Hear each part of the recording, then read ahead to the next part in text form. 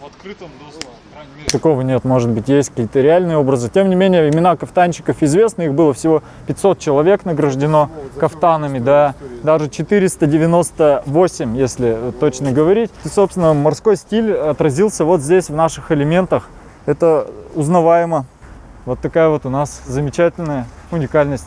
Мы сейчас едем по переулку Троицкому. Александрийская колонна. Правда, она в 2 раза меньше по высоте. Переходим пешком. Да, переходим пешком по технике безопасности. Кинотеатр «Колосс» находился в советское время. У нас все-таки город-завод, и торговля для нас это не специфично, как ремесло. Ну, сейчас так, не спеша поедем, потому что Ижевск у нас весь был деревянный и одноэтажный. Тогда у нас все было красного цвета. Курили, действительно, а что курили? Не совсем табак, кубометрами, как в сталинские годы. Ой, как красиво-то. Это легенда, миф. Это была самая обычная улица. Здесь ходили коровы в каждом дворе. И это очень живописно смотрелось. Сейчас мы в горочку поедем. Ну как, он хоть и спортсмен, но наркотики-то употреблял.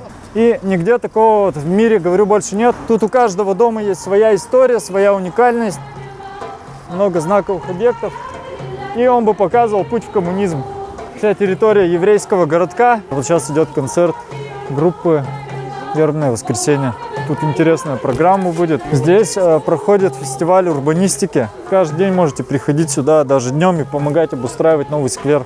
Ну все, я закончил. Сейчас подводим итог. Спасибо за внимание. Меня зовут Максим, да, и находите нас ВКонтакте, группа «Культурно-исторический клуб Антей». Молодцы, на пешие тоже приходите экскурсии. Каждую неделю, бывает и не по разу.